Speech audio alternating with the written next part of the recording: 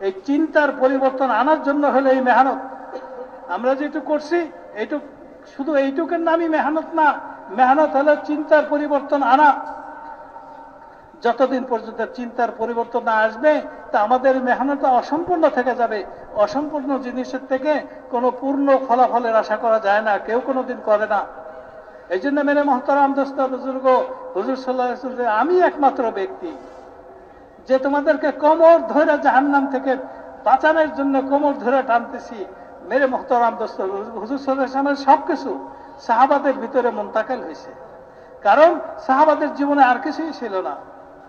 কোরআন ছিল আর নবীর আদর্শ ছিল, কোরআনই হুকুম ছিল, নবীর আদর্শ ছিল। এটাকে যখন নাকি তারা নিজেদের জিন্দেগির মাকসাদ বানাইছে, তো হুজুর সাল্লাল্লাহু আলাইহি ওয়াসাল্লামের আদর্শ, হুজুর সাল্লাল্লাহু আলাইহি ওয়াসাল্লাম সবকিছু তাদের ভিতরে মুনতাকিল হয়েছে, তাদের ভিতরে ঢুকছে। হুজুর সাল্লাল্লাহু আলাইহি ওয়াসাল্লামের ফিকিরে ফিকিরমান হওয়া, হুজুর সাল্লাল্লাহু আলাইহি ওয়াসাল্লামের তরিকা অনুযায়ী নিজের জীবনকে চালানো, হুজুর সাল্লাল্লাহু আলাইহি ওয়াসাল্লাম যে মুআমালাত করে গেছেন ওইভাবে মুআমালাত করা, হুজুর সাল্লাল্লাহু মদিনাতে যে মুআশারাত পারস্পরিক সহাবস্থান কায়েম করে গেছিলেন ওই সহাবস্থান পুরো দুনিয়ার মধ্যে কায়েম করা, এইটাই হলো আমাদের এই মেহনত। ইজতেমা বলেন আর যা কিছু বলেন না কেন, ওই সবকিছুর মাকসাদ। ইনশাআল্লাহ এই মাকসাদ পুরা করবো তো আমরা, আল্লাহ তাআলা তৌফিক দেন। इसीलिए मौलाना मोहम्मद इलियास साहब रहमतुल्लाह अलैह फरमाते थे, अल्लाह के वास्ते, अल्लाह के वास्ते, अल्लाह के वास्ते इस काम को रस्म न बनाइयो। ये कारे नबूवत है, ये नबी का काम है। नबी का काम नबी वाले मिजाज से, जैसे तिजारत ताजिराना मिजाज से, खेती खेती के मिजाज से, कि नबूवत वाला मिजाज कि सिर्फ और सिर्फ अल्लाह को राजी करना, अपनी आखिरत बनाना और हर एक के लिए रहमत बनकर जीना, कि रहमतुल लिल आलमीन वमा अरसलनाका इल्ला रहमतुल लिल आलमीन, कि नबी का उम्मती जहां भी रहे, अंधेरे में, उजाले में, मालदारी में, गुर्बत में, बीमारी में, तंदुरुस्ती में, सफर में, हजर में, मकाम पर, बाहर, कि मोहम्मदुर रसूलुल्लाह सल्लल्लाहु अलैहि वसल्लम का उम्मती खुदा की मखलूक के हक में रहमत बनकर जिए। ये नबूवत का मिसाल है, हमको दिया गया है। और इसको सहाबाए किराम रिज़वानुल्लाहि तआला अजमईन ने पूरे तौर पर ऐसा लिया था।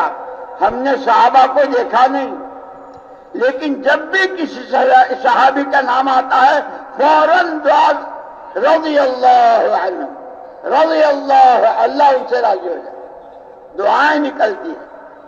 इसलिए मेरे दोस्तों मौलाना इलियास साहब रहमतुल्लाह अलैह फरमाते थे, ये कारे नबूवत है, इसको रस्म न बनाइयो।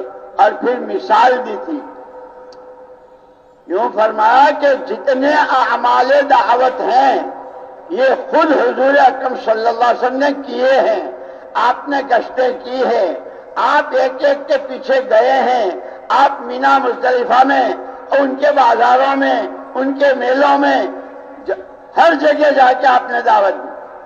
फरमाया आज भी इन अमलों में गलत यकीन के सही यकीन से बदलने की, गुनाहों के ताअत और इबादत से बदलने की, जहालतों के इल्म नबूवत से और इल्म कुरान से बदलने की, गफलतों के अल्लाह की याद और इस्तेहजार से बदलने की, बदअखलाकी के अखलाक की बुलंदियों से बदलने की, अगराज दुनिया तलबी, खुद गर्जी, इस सब के इखलास से बदलने की आज भी वही तासीर है जो हुजूर पाक सल्लल्लाहु अलैहि वसल्लम के जमाने में थी।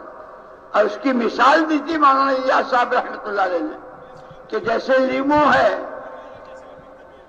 1500 साल हो गया हुजूर पाक उनकी वफात को, जो तासीर लीमू में हुजूर के जमाने में थी, पानी को खट्टा करने की, कितने ज़लज़ले, कितने तूफान, कितनी जंगें, क्या क्या दुनिया में हुआ, लेकिन लीमू की तासीर नहीं बदली।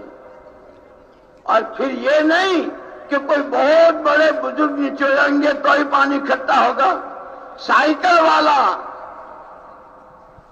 रिक्शे वाला, मामूली सी नौकरी करने वाला, वो भी अगर निचोड़ेगा तो पानी इकट्ठा होगा।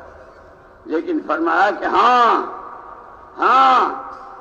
अगर ये लीमू तुम्हारे घरों में जो शोकेश होते हैं, सब्जियों का सेट, फलों का सेट, अनार, आम, अंगूर, चीकू, वो जो प्लास्टिक के होते हैं कि उसमें सब्जियों का सेट है, भिंडी भी है, तुरई भी है, बैगन भी है, लीमू भी है, जो प्लास्टिक के हैं, कि ये प्लास्टिक का लीमू सारा शहर मिलकर अगर निचोड़ेंगे तो फट तो जाएगा, एक कतरा नहीं निकलेगा।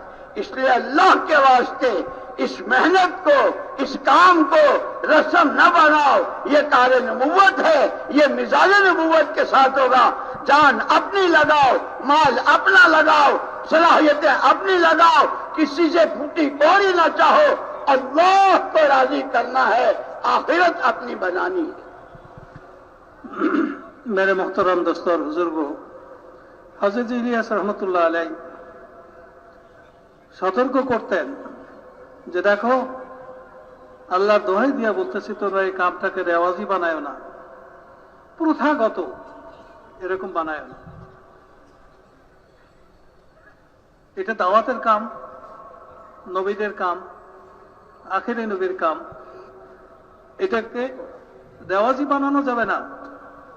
এটাকে করতে হইলে নববী মেজাজের সাথে করতে হবে।